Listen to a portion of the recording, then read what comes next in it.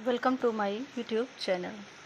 जैसा कि हम लोग UGC NET JRF Haryana assistant professor के लिए स्पेशल निबंधों की एक श्रृंखला चला रहे हैं, जिसमें हमारे कुछ निबंध हो चुके हैं, जैसे भारत वर्षोन्नति कैसे हो सकती है, शिव मूर्ति जो प्रताप नारायण मिश्र जी का निबंध है, और आज हम लोग मजदूरी और प्रेम निबंध को देखेंगे। मजदूरी और प्रेम निबंध के लेखक हैं सरदार पूर सिंह। सरदार पूर सिंह के विषय में थोड़ा जान लेते हैं कि निबंध के क्षेत्र में सरदार पूर सिंह जी ने कुल 6 निबंध लिखे हैं, और उन 6 निबंधों के आधार पर ही संपूर्ण निबंध साहित्य में सरदार पूर जी का एक विशिष्ट स्थान है। कारण यह है कि इनके निबंधों में जिस प्रकार से विचारणीय तथ्य हैं, अन्यत्र दुर्लभ हैं। मजदूरी और प्रेम निबंध हमारे UGC net Haryana assistant professor, MPPSC, UPHSC और अन्य सारे एग्ज़ामों में भी लगे हैं। यह नहीं है कि यह स्पेशल किसी एक एग्ज़ाम के लिए तैयारी करवाई जा रही है तो यह निबंध कोई दूसरा नहीं पढ़ सकता है। जिस भी सिलेबस में यह निबंध लगा हुआ है यह क्लास उन सभी के लिए उतनी ही महत्वपूर्ण है जितनी हरियाणा वाले बच्चों के लिए। चलिए आगे देखते हैं। मजदूरी और प्रेम, इस निबंध के लेखक हैं सरदार पूर सिंह। इस निबंध का प्रकाशन वर्ष कब है? 1912 ईस्वी। श्रेणी क्या है? निबंध किस श्रेणी का है? तो ललित एवं भावात्मक निबंध। मुख्य बिंदु इसमें है कि कुल 8 पक्षों पर लेखक ने विचार किया है। 8 पक्ष क्या है कि जो यह निबंध है इसको 8 प्रकरण कह लीजिए, या 8 भागों में कह लीजिए, या 8 पक्ष मतलब 8 भागों में या पक्षों में विभाजित है, यानी 8 पक्षों पर लेखक ने विचार किया है। ये 8 पक्ष भी हम लोग पहले देख लेते हैं, उसके बाद लेसन को पढ़ेंगे। पहला पक्ष है हल चलाने वाले का जीवन, गड़रिया का जीवन, मजदूर की मजदूरी, प्रेम मजदूरी, मजदूरी और कला, मजदूरी और फकीरी, समाज का पालन करने वाली दूध की धारा, पश्चिमी सभ्यता का एक नया आदर्श। ये हमारे 8 पक्ष हैं, इन पर सरदार पूर सिंह जी ने विचार किया है। सबसे पहले हम देखते हैं हल चलाने वाले का जीवन। इसका डिटेल में हम लोग पढ़ते हैं।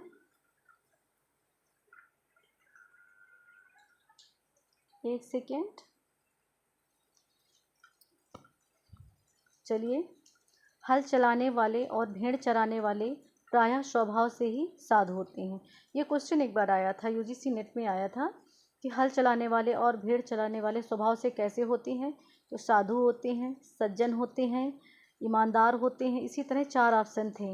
लेकिन यदि हम निबंध नहीं पढ़े रहेंगे तो हमें साधु शब्द का प्रयोग बिल्कुल नहीं करेंगे, क्योंकि जो किसान हैं, भेड़ चराने वाले हैं, उनको सज्जन या ईमानदार से हम लोग डेकोरेट कर देंगे, यानी उनको यही समझेंगे कि ये सज्जन होंगे।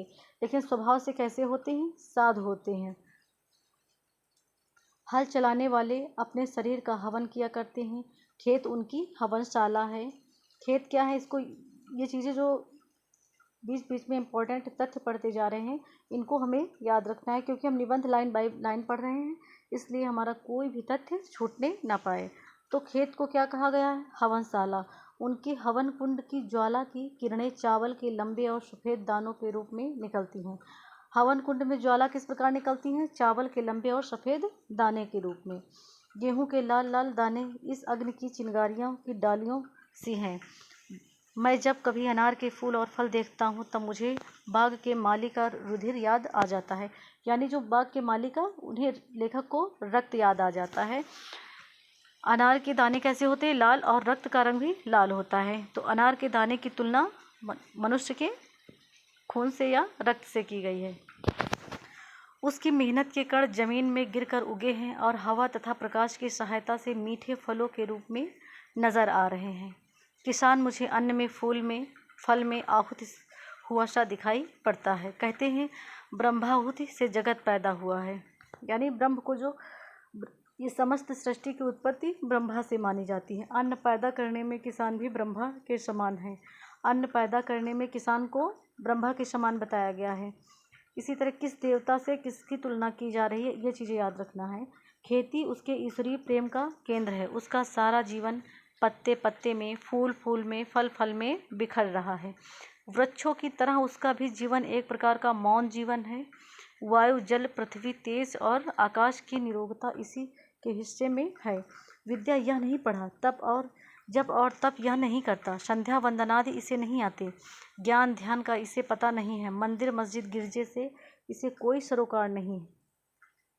केवल साग पात खाकर ही यह अपनी भूख निवारण करता है। ठंडे चश्मों और बहती हुई नदियों के शीतल जल से यह अपनी प्यास बुझा लेता है। प्रातःकाल उठकर यह अपने हल बैलों को नमस्कार करता है। तो सबसे पहले प्रातःकाल उठ कर के किसान क्या करता है, अपने हल बैलों को नमस्कार करता है और खेत जोतने चल देता है। दोपहर की धूप इसे भाती है। इसके बच्चे मिट्टी ही में खेल खेल कर बड़े हो जाते हैं। इसको और इसके परिवार को बैल और गायों से प्रेम है। उनकी यह सेवा करता है। यह लाइन इम्पॉर्टेंट है। पानी बरसाने वाले के दर्शनार्थ आंखें नीले आकाश की ओर उठती हैं। नैनों की भाषा में यह प्रार्थना करता है। यानी जब खेत सूख रहे होते हैं तो किसान अपने नेत्रों को आकाश की तरफ यानी अपनी आंखों से आकाश को देखता है कि बारिश हो जाए। और प्रार्थना कैसे करता है, नैनों की भाषा से प्रार्थना करता है। सायं और प्रातः, दिन और रात विधाता इसके हृदय में अचिंतनीय और अद्भुत आध्यात्मिक भावों की वृष्टि करता है यानी वर्षा करता है। यदि कोई उसके घर आ जाता है तो यह उसके मृदु वचन, मीठे जल और अन्न से तृप्त करता है। तो किसान के घर कोई जाता है तो किसान आदर सत्कार कैसे करता है, कोमल वचनों से, मीठे जल से और अपने यहाँ जो उसने पैदा किया है अन्न से। धोखा या किसी को नहीं देता। यदि इसको कोई धोखा दे भी दे तो इसका इसे ज्ञान नहीं होता, क्योंकि इसकी खेती हरी भरी है। गाय इसकी दूध देती है। स्त्री इसकी आज्ञाकारिणी है। मकान इसका पुण्य और आनंद का स्थान है। तो किसान के पुण्य का और आनंद का स्थान क्या है, मकान है।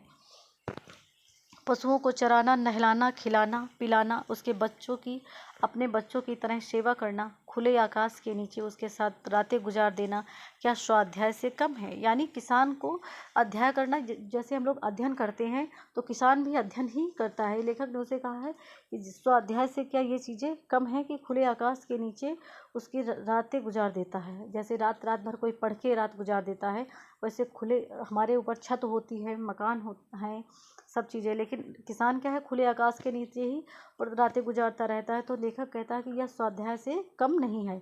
दया, वीरता और प्रेम जैसा इन किसानों में देखा जाता है, अन्यत्र मिलने का नहीं है। ये पंक्ति भी इम्पॉर्टेंट है। एक बार आई थी कि भोले भाव मिले रघुराई। यह पंक्ति दिए था कि भोले भाव मिले रघुराई। हल चलाने वाले के जीवन में जो प्रकरण से उद्धृत है, इसके मूल रचनाकार कौन है, तो गुरु नानक देव जी की यह पंक्ति है कि भोले भाव मिले रघुराई। भोले भाले किसानों को ईश्वर अपने खुले दीदार दर्शन देता है। उनकी खुले दीदार मतलब उनका कोई आवरण नहीं रहता है किसी भी दिखावे का। उनकी फूस की छतों, फूस मतलब जो घास फूस से बने होते सूर्य और चंद्रमा छन छन कर उनके बिस्तरों पर पड़ते हैं। यानी जो घास से उनकी छतें बनी होती हैं, छप्पर बने होते हैं, उनसे आकाश में जब सूर्य या चंद्रमा निकलते हैं तो उनके घर के अंदर प्रकाश स्वतः पहुंच जाता है जो उनके बिस्तरों पर पड़ता है। ये प्रकृति के जवान साधु हैं। ये क्वेश्चन इंपॉर्टेंट है कि प्रकृति के जवान साधु मजदूरी और प्रेम निबंध में किसे कहा गया है, तो किसान को कहा गया है। जब कभी मैं इन बेमुकुट के गोपालों के दर्शन करता हूँ, मेरा सिर स्वयं ही झुक जाता है। जब मुझे किसी फ़कीर के दर्शन करने होते तब मुझे मालूम होता कि नंगे सिर, नंगे पाँव, एक टोपी सिर पर, एक लंगोटी कमर में, एक काली कमली कंधे पर, एक लंबी लाठी हाथ में लिए हुए, गौओं का मित्र, बैलों का हमजोली, पक्षियों का हमराज, महाराजाओं का अन्नदाता, बादशाहों को ताज पहनाने और सिंहासन पर बिठाने वाला, भूखों और नंगों को पालने वाला, समाज के पुष्पोद्यान का माली, खेतों का वाली जा रहा है। कितनी तुलना कर दी है। जैसे हम यहाँ पर इतना सिर्फ लिख दे एग्जामिनर कि गांव का मित्र, बैलों का हमजोली, पक्षियों का हमराज, महाराजाओं का अन्नदाता, बादशाहों को ताज पहनाने वाला, सिंहासन पर बिठाने वाला, भूखों और नंगों को पालने वाला, मजदूरी और प्रेम निबंध में किसे कहा गया है, तो किसान को कहा गया है। आगे दूसरा प्रकरण देखते हैं, मजदूरी और प्रेम निबंध का गड़रिये का जीवन, यानी जो भेड़ें चराते हैं उनका जीवन लेखक कैसे कल्पना कर रहा है। एक बार मैंने एक बूढ़े गड़रिये को देखा, यानी बूढ़े गड़रिये को लेखक ने देखा। घना जंगल है, हरे हरे वृक्षों के नीचे उसकी सफ़ेद ऊन वाली भेड़ें अपना मुंह नीचे किए हुए कोमल कोमल पत्तियां खा रही हैं। गडरिया बैठा आकाश की ओर देख रहा है। ऊन काटता जाता उसकी आंखों में प्रेम लाली छाई हुई है। वह निरोगता की पवित्र मदिरा से मस्त हो रहा है, यानी उसके कोई रोग दोष नहीं है। बाल उसके सारे सफ़ेद हैं, और क्यों ना सफ़ेद हो, सफ़ेद भेड़ों का मालिक जो ठहरा, परंतु उसके कपोलों से लाल लाली फूट रही है। बर्फानी देशों में वह मानो विष्णु के समान क्षीर सागर पर लेटा हुआ है। जब उसकी भेड़ें चर रही हैं तो वह पैर पर एक पैर रखकर लेटा हुआ है, अपनी लाठी डंडा को लिए हुए। तो जब वह लेटा हुआ है तो लेखक को जो पूरा वो मैदान है, मैदान में एक गडरिया लेटा हुआ भेड़ें चरा रहा है, तो उन्हें क्षीर सागर पर लेटे हुए विष्णु के समान प्रतीत हो रहे हैं। ये दोनों तथ्य इंपॉर्टेंट है। तो किसान की तुलना ब्रह्मा से की गई है और गडरिया की तुलना विष्णु से की गई है, क्षीर सागर पर लेटे हुए विष्णु जी से। उनकी प्यारी स्त्री उसके पास रोटी पका रही। उसकी 2 जवान कन्याएं उसके साथ जंगल भेड़ चराती घूमती हैं। अपने माता पिता और भेड़ों को छोड़कर उन्होंने किसी और को नहीं देखा। मकान इनका बेमकान है, यानी मकान ही नहीं है। घर इनका बेघर है। ये लोग बेनाम और बेपता हैं। तो मजदूरी और प्रेम निबंध में बेनाम और बेपता किसे कहा गया है? तो गडरिया को कहा गया है। यहाँ पर ये देखते हैं पंक्तियाँ, किसी के घर कर मैं न घर कर बैठना इस दारे फानी में, ठिकाना बेठिकाना और मकावर लामका रखना। लामका मतलब होता है बिना मकान का। इस दिव्य परिवार को कुटी की ज़रूरत नहीं है। जहाँ जाते हैं एक घास की झोपड़ी बना लेते हैं। दिन को सूर्य, रात को तारागण इनके सखा हैं। तो गडरिया के दिन के सखा कौन है? सूर्य, और रात के सखा हैं तारागण। गडरिया की कन्या पर्वत के शिखर के ऊपर खड़ी सूर्य का अस्त होना देख रही है। उनकी सुनहली किरणें इसके लिए लावण्य मुख पर पड़ रही हैं। यह सूर्य को देख रही हैं और वह इसको देख रहा है। हुए थे आँखों के कल इशारे, इधर हमारे उधर तुम्हारे, चले थे अश्कों के क्या फवारे, इधर हमारे उधर तुम्हारे। यानी जब नेत्रों से आंसुओं के फव्वारे यानी आंसू गिरे थे, तो इधर हमारे गिरे थे, उधर तुम्हारे। बोलता कोई नहीं, सूर्य उसकी युवावस्था की पवित्रता पर मुग्ध है, और आश्चर्य के अवतार सूर्य की महिमा के तूफान में पड़ी नाच रही है। इसका जीवन बर्फ की पवित्रता से पूर्ण है, वन की सुगंधि से सुगंधित है। इनके मुख, शरीर और अंतःकरण सफ़ेद, इनकी बर्फ, पर्वत और भेड़ें सफ़ेद। अपने सफ़ेद, यहाँ पे व्याकरणिक दृष्टि से सफ़ेद गलत लिखा है, व्याकरणिक दृष्टि से सफ़ेद ही सही होता है, लेकिन निबंध में जो लिखा है हमें वही पढ़ना पड़ेगा। सफ़ेद भेड़ों में यह परिवार शुद्ध सफ़ेद ईश्वर के दर्शन करता है। जो खुदा को देखना हो तो मैं देखता हूँ तुमको। लेखक कहता है कि यदि मुझे खुदा को देखना है तो मैं इस गडरिये को देखता हूँ, किसान को देखता हूँ। मैं देखता हूँ तुमको तो खुदा को देखना हो। यदि खुदा को देखना हो तो तुमको देखता हूँ, और तुम में ही मैं खुदा को देखता हूँ। नेक्स्ट आगे देखते हैं। भेड़ों की सेवा इनकी पूजा है। ज़रा एक भेड़ बीमार हुई, सब परिवार पर विपत्ति आई।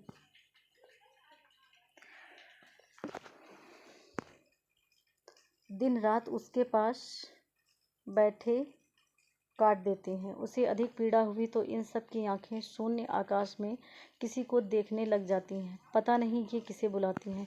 हाथ जोड़ने तक की इन्हें फुर्सत नहीं, यानी उनके पास बिल्कुल समय नहीं है। अपनी भेड़ें चराते हैं, अपने बच्चों को पालते हैं, खाते हैं, पीते हैं और मस्त खुले आकाश के नीचे लेटते हैं। इन सब की आंखें किसी के आगे शब्द रहित, संकल्प रहित मौन प्रार्थना में खुली हैं। 2 रातें इसी तरह गुजर गईं। इनकी भेड़ें अब भी अच्छी हैं। इनके घर मंगल हो रहा है। सारा परिवार मिलकर गा रहा है। इतने में नीले आकाश पर बादल घिरे और झमझम बरसने लगे, मानो प्रकृति के देवता भी इनके आनंद से आनंदित हुए। बूढ़ा गडरिया आनंद मत्त होकर नाचने लगा, यानी जब बारिश होने लगी तो उस बारिश में गडरिया नाचने लगा। वह कहता कुछ नहीं, रग रग उसकी नाच रही है। पिता को ऐसा सुखी देख दोनों कन्याओं ने एक दूसरे का हाथ पकड़कर पहाड़ी राग अलापना आरंभ किया। तो जब बालिकाएं नाच रही थी तो वह किस राग में गाना गा रही थी? तो पहाड़ी राग अलाप रही थी। अलाप मतलब तेज तेज से गा रही थी। साथ ही धम धम थम थम नाच की उन्होंने धूम मचा दी। मेरी आंखों के सामने ब्रह्मानंद का शमा बांध दिया। लेखक अपने आंखों देखे दृश्य का जो कल्पना कर रहे हैं, या उन्होंने अपनी आंखों से देखा, ये मतलब उसी की कल्पना उन्होंने की है। मेरे पास मेरा भाई खड़ा था, मैंने उससे कहा भाई अब मुझे भी भेड़ें ले दो। लेखक किसके साथ भेड़ें, गडरिये के जीवन निबंध में लेखक भेड़ें देखने किसके साथ गया था? तो अपने बड़े भाई के साथ। क्यों? क्योंकि उसने क्या कहा, भाई अब मुझे भेड़ें ले दो। भाई तभी बोलेगा, छोटा होगा तो नाम लेगा। इसका मतलब बड़ा भाई है। ऐसे ही मूक जीवन से मेरा भी कल्याण होगा। विद्या को भूल जाऊं तो अच्छा है, मेरी पुस्तकें खो जाएं तो उत्तम है। ऐसा होने से कदाचित एक वनवासी परिवार की तरह मेरे दिल के नेत्र खुल जाएं और मैं ईश्वरीय झलक देख सकूं। चंद्र और सूर्य की विस्तृत ज्योति में जो देव वेद गान हो रहा है, उसे इस गड़रिये की कन्याओं की तरह मैं सुन तो न सकूं, परंतु कदाचित प्रत्यक्ष देख सकूं। कहते हैं ऋषियों ने भी इनको देखा ही था, सुना था। पंडितों की ऊटपटांग बातों से मेरा जी उठता है। यानी पंडित क्या है? पंडित का मतलब विद्वान होता है। जाति से पंडित लोग जो ढोंग करते हैं वह चीज़ें यहाँ नहीं बताई गई हैं। ये कह रहे हैं कि जो पंडित लोग उल्टा सीधा की बातें करते हैं उनसे लेखक का जी क्या है? उगता है। प्रकृति की मंद मंद हंसी में ये अनपढ़ लोग ईश्वर के हंसते हुए होठ देख रहे हैं। पशुओं के अज्ञान में गंभीर ज्ञान छिपा हुआ है। इन लोगों के जीवन में अद्भुत आत्मानुभव भरा हुआ है। गड़रिये के परिवार की प्रेम मजदूरी का मूल्य कोई दे सकता है? कौन दे सकता है? यानी गड़रिये का जो मजदूरी है उसे कोई दे सकता है? नहीं दे सकता, क्योंकि उनकी जो मेहनत है, किसान की मेहनत है, गड़रिये की जो मेहनत है वह पैसे के सब बराबर नहीं है। यानी उनकी मेहनत अमूल्य है। उसे प्रेम, सौहार्द, करुणा के द्वारा ही दिया जा सकता है, उसे पैसे से नहीं दिया जा सकता। पैसे से तो उनकी आर्थिक आवश्यकता को पूरा किया जा सकता है, उनकी भावनात्मक आवश्यकता को नहीं। यानी वो प्रेम के दो शब्द चाहते हैं। ये हमारे दो पक्ष समाप्त है। ये तीसरा पक्ष है मजदूर की मजदूरी। आपने 4 आने पैसे मजदूर के हाथ में रख कर कहा, यह लो दिन भर की अपनी मजदूरी। वाह क्या दिल लगी है। हाथ, पैर, पाँव, सिर, आंखें इत्यादि सब के सब अवयव उसने आपको अर्पण कर दिए। यानी जब कोई मजदूर कार्य करता है तो केवल हाथ से नहीं करता, उसका दिमाग भी लगता है, उसके पैर भी काम करते हैं, उसकी आंखें भी करती हैं, तभी तो वह देख के हर कार्य करता है। और मजदूरी के बदले क्या है? पैसे। ये सब चीज़ें उसकी तो थी ही नहीं, ये तो ईश्वरीय पदार्थ थे। जो पैसे आपने उसको दिए वे भी आपके न थे, वे तो पृथ्वी से निकली हुई धातु के टुकड़े हैं। पैसों को क्या कहा गया है? पृथ्वी से निकली हुई धातु के टुकड़े। कोई भी जो धातुएं हैं, सोना, चांदी, तांबा, कांच जितनी भी हैं, वो कहाँ से निकली? पृथ्वी से निकली। तो पैसों भी क्या हैं? पृथ्वी के ही एक धातु के टुकड़े हैं, अतएव ईश्वर के निर्मित हैं। मजदूरी का ऋण तो परस्पर की प्रेम सेवा से ही चुकता है। तो मजदूरी का प्रेम कैसे चुकाया जा सकता है? ऑप्शन में पैसा हो सकता है, प्रेम हो सकता है, प्रेम सेवा हो सकता है, और कहीं धन धान्य से, अन्न से। तो मजदूरी का जो ऋण है परस्पर की प्रेम सेवा से चुकता होता है, अन्न धन देने से नहीं। वे तो दोनों ही ईश्वर के हैं। अन्न धन वही बनाता है, जल भी वही देता है। एक जिल्दसाज ने मेरी एक पुस्तक की जिल्द बांध दी। मैं तो इस मजदूर को कुछ भी न दे सका, परंतु उसने उम्र भर के लिए एक विचित्र वस्तु मुझे दे डाली।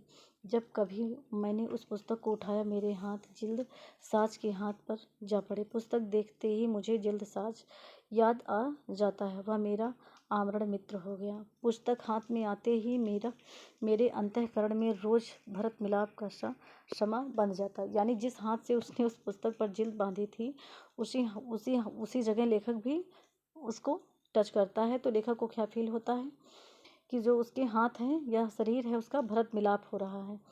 गाढ़े की एक कमीज को एक अनाथ विधवा सारी रात बैठकर सीती है, साथ ही साथ वह अपने दुख पर रोती भी है। एक दिन को खाना न मिलता, रात को कुछ मयसर नहीं हो, यानी कुछ नहीं मिला।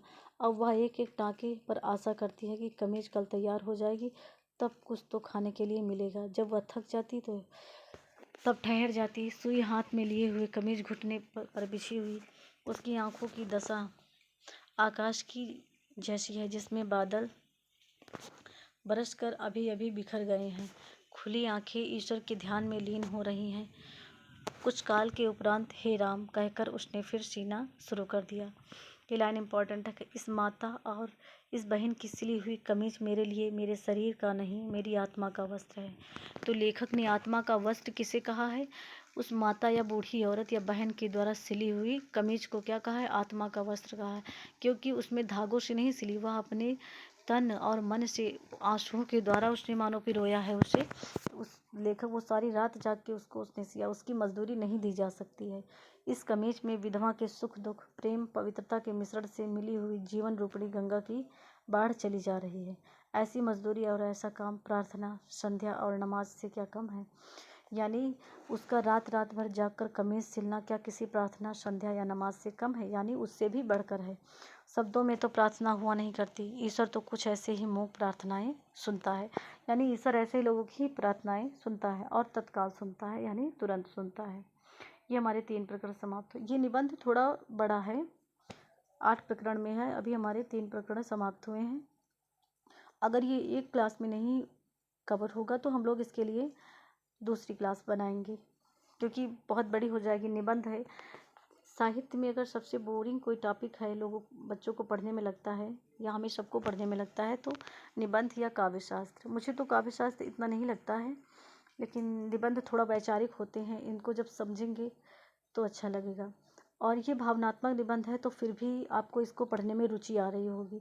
जो वैचारिक निबंध होते हैं उनमें थोड़ा और बोरिंग से होते हैं, तो आपकी लाइफ से जुड़े हुए हैं, इसलिए आपको बोरिंग भी लगे तब भी आपको प्रेम से ही पढ़ना चाहिए। देखते हैं प्रेम मजदूरी। मुझे तो मनुष्य के हाथ से बने हुए कामों में उनकी प्रेममय पवित्र आत्मा की सुगंध आती है। राफेल आदि के चित्रित चित्रों में उनकी कला कुशलता को देख इतनी सदियों के बाद भी उनके अंतःकरण के सारे भावों का अनुभव होने लगता है। ये प्रेम मजदूरी से उद्धृत है। कभी कभी ये नहीं पूछता कि ये किस लेसन से है या किस निबंध से है। कभी कभी ये भी पूछ देता है कि मजदूरी और प्रेम निबंध के किस प्रकरण से, किस पक्ष से हैं। प्रेम मजदूरी या मजदूर की मजदूरी या मजदूर और कला या मजदूरी और फकीरी। तो देखिए इसमें मजदूरी शब्द कई बार आया, तो हमें भ्रमित नहीं होना है। हमें पता है कि यह प्रेम मजदूरी से है। राफेल का जो चित्रित चित्र है, कुछ चीज़ें छोटे छोटे शब्द होते हैं जो एक दूसरे से मिलते जुलते नहीं हैं। जैसे प्रेममय आत्मा, अंतःकरण, अनुभव, ये शब्द तो मिल जाते हैं, लेकिन राफेल ये शब्द है, ये चीज़ें दूसरे प्रकरण में शायद पक्ष में नहीं होंगी। तो हमें इससे याद रखना है कि ये प्रेम मजदूरी में आया था कि राफेल आदि चित्रित चित्रों में उनकी कला कुशलता को देख इतनी सदियों के बाद भी उनके अंतःकरण के सारे भावों का अनुभव होने लगता है। केवल चित्र का ही दर्शन नहीं, किंतु साथ ही उनमें छिपी हुई चित्रकार की आत्मा तक के दर्शन हो जाते हैं। परंतु यंत्रों की सहायता से बने हुए फोटो निर्जीव से प्रतीत होते हैं। यानी जो हाथ से बनाई हुई कला होती है उसकी बात अलग होती है, क्योंकि उसमें सिर्फ पेंसिल या किसी धागे से सिले हुए चित्र नहीं होते हैं, उनमें उनका प्रेम से हाथ से बुने हुए सुख दुख उनका शामिल होता है, उनका प्रेम शामिल होता है, उनकी करुणा शामिल होती है, जो यंत्रों की सहायता से बने हुए चित्रों में नहीं होती हैं। उनमें और हाथ के चित्रों में उतना ही भेद है जितना कि बस्ती और शमशान में। यानी बस्ती किसे कहा गया है? हाथ से बने हुए चित्रों को शमशान कहा गया है, जो कंप्यूटराइज चित्र होते हैं, जो यंत्रों की सहायता से बनते हैं। हाथ की मेहनत से चित्रों में जो रस भर जाता है वह भला लोहे द्वारा बनाई हुई चीज़ में कहाँ। जिस आलू को मैं स्वयं बोता हूँ, मैं स्वयं पानी देता हूँ, उसके इर्द गिर्द की घास पात खोद कर मैं साफ करता हूँ, उस आलू में जो रस मुझे आता है वह टीन में बंद किए हुए अचार मुरब्बे में नहीं आता। यानी अपने हाथ से की हुई मेहनत या किसी के द्वारा की हुई मेहनत में जो आनंद आता है वह जो मशीनीकरण होता चला जा रहा है उसमें नहीं आता। लेखक क्या है? लेखक मशीनीकरण के खिलाफ है। यानी मशीनीकरण उतना ही हो जितना आवश्यकता हो, इतना ना हो कि जो मजदूर हैं, फ़कीर हैं, इनके हाथ कट जाएं। जो अपनी कुटीर उद्योगों के माध्यम से कार्य अपना जीवन यापन कर रहे हैं, उनके हाथों को मत काटा जाए। मेरा विश्वास है कि जिस चीज़ में मनुष्य के प्यारे हाथ लगते हैं उनमें उसके हृदय का प्रेम और मन की पवित्रता सूक्ष्म रूप से मिल जाती है। उसमें मुर्दे को जिंदा करने की शक्ति आ जाती है। जैसे इतने मशीनीकरण होने के बाद भी कहीं कहीं की हस्तकला बहुत प्रसिद्ध होती है। जैसे लखनऊ की चिकन कला है, चिकन की कढ़ाई जो होती है यह बहुत प्रसिद्ध है, वो हाथ की बनी हुई पूरी होती है। वैसे लेखक कहता है कि उसमें मुर्दे को जिंदा करने की शक्ति आ जाती है। होटल में बने हुए भोजन यहाँ नीरस होते हैं, क्योंकि वहाँ मनुष्य मशीन बना दिया जाता है। यानी उसका डेली रूटीन हो जाता है, इतनी देर में इतनी रोटियाँ बनानी, इतनी सब्जी बनानी है। लेकिन घर में क्या, आराम से बैठ करके जो माता लोग घर में खाना बनाती हैं, भोजन पकाती हैं, उसमें आनंद होता है। परंतु अपनी प्रीतमा के हाथ से बने हुए रूखे सूखे भोजन में कितना रस होता है। जिस मिट्टी के घड़े को कंधे पर उठाकर मीलों दूर से उसमें मेरी प्रेम मग्न प्रीतमा ठंडा जल भर लाती है, उस लाल घड़े का जल जब मैं पीता हूँ तब जल क्या पीता हूँ, अपनी प्रेयसी के प्रेमामृत यानी प्रेम रूपी अमृत को पान करता हूँ।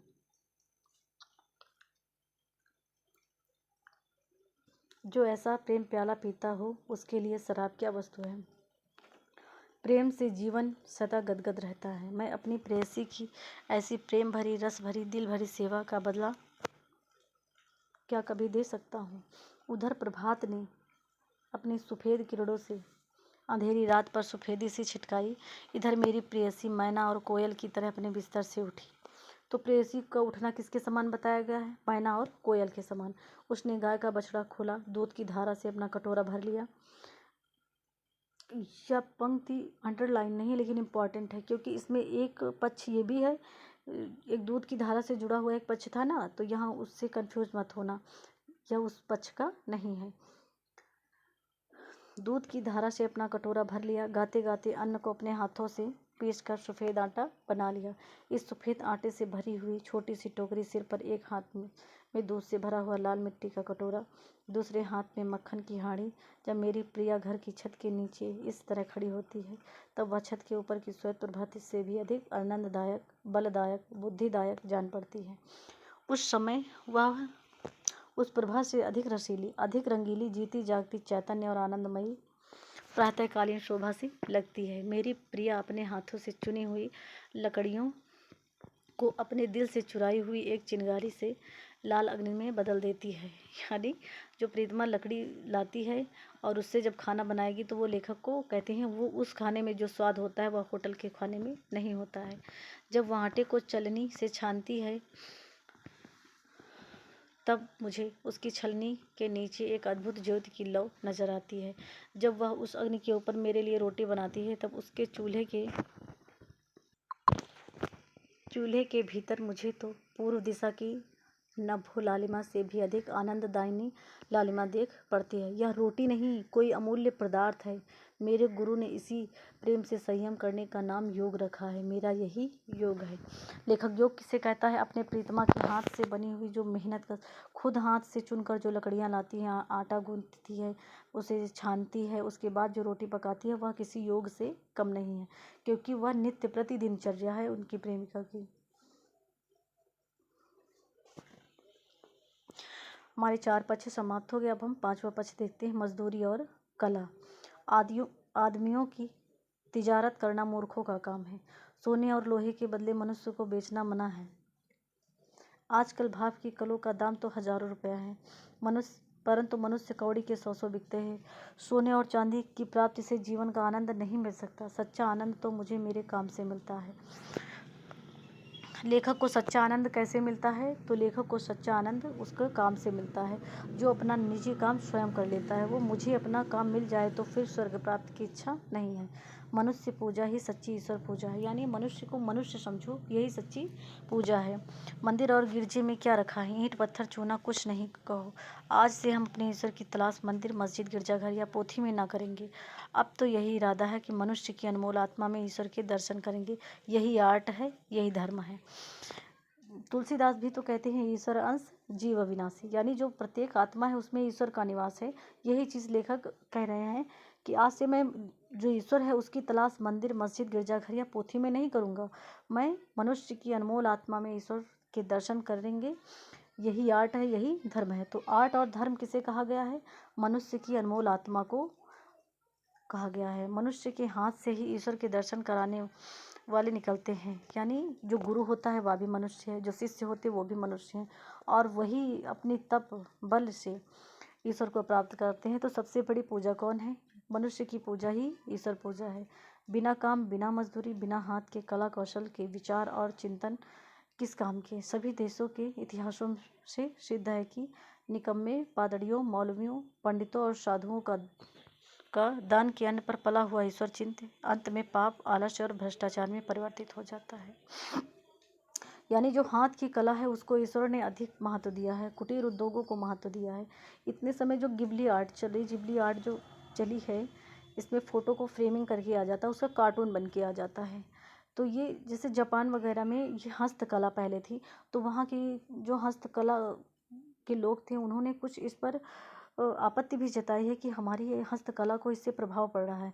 तो क्या है, जब मशीनी हाथ की कला को मशीनों द्वारा कर दिया जाएगा तो ना हाथ की कला का महत्व रहेगा और ना ही उस आर्ट का ही महत्व रहेगा, क्योंकि हम जब आर्ट को तुरंत बना देंगे, उसको मशीनीकरण के द्वारा एक फ्रेमिंग करके दूसरी फ्रेमिंग में निकाल देंगे, तो इससे उस चीज़ की वैल्यू घट जाती है।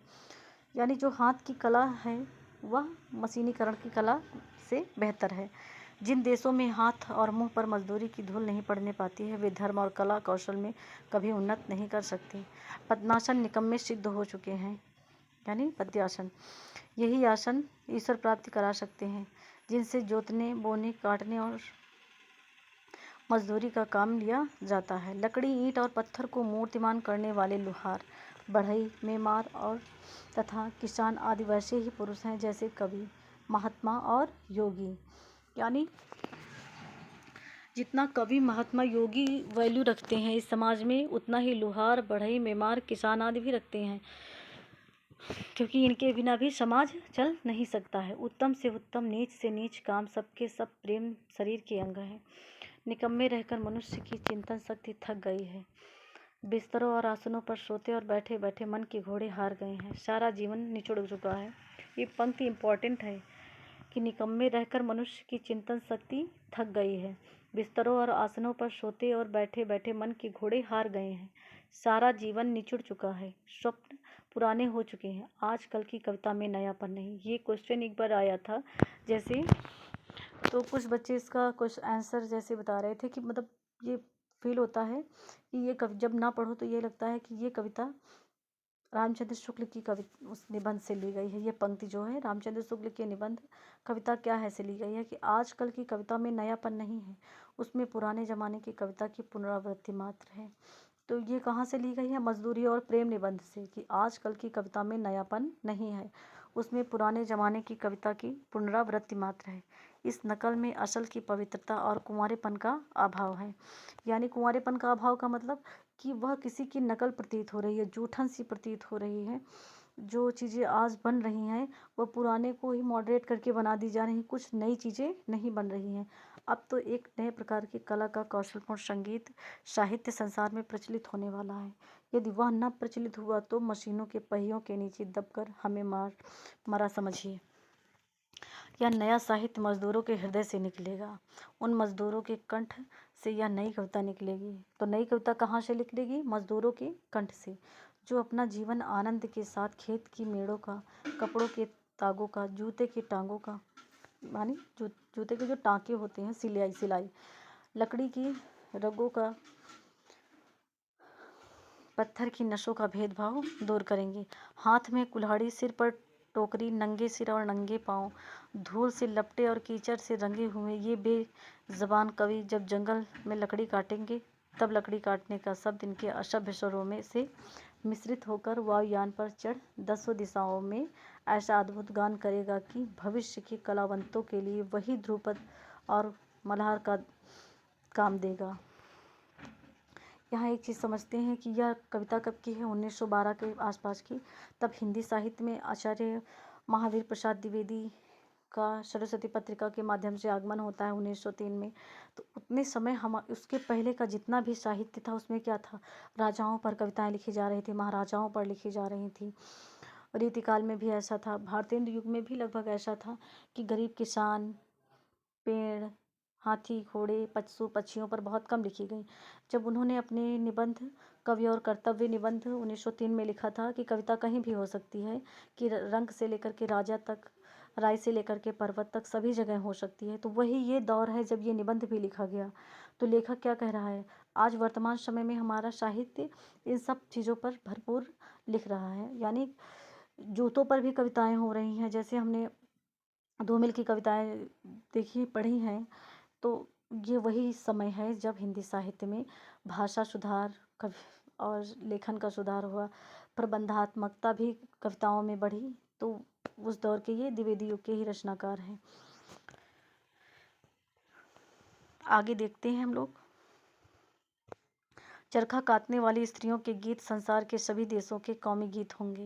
यानी जो चरखा कातने वाली स्त्रियां हैं, स्त्रियां जब 4-6 स्त्रियां साथ में कोई कार्य करती हैं तो क्या है, उनके अलग अलग संगीत होते हैं। उन्हीं संगीतों की बात कर रहे हैं लेखक कि मजदूरों की मजदूरी ही यथार्थ पूजा है। तो यथार्थ पूजा क्या है? मजदूर की मजदूरी। कला रूपी धर्म की तभी वृद्धि होगी, तभी नए कवि पैदा होंगे, तभी नए औलियों का उद्भव होगा, परंतु ये सब के सब मजदूरी के दूध से पलेंगे। धर्म, योग, शुद्धाचरण, सभ्यता और कविता आदि के फूल इन्हीं मजदूर ऋषियों के उद्यान में प्रफुल्लित होंगे। आज का हमारा सेशन हम यहीं तक रखते हैं।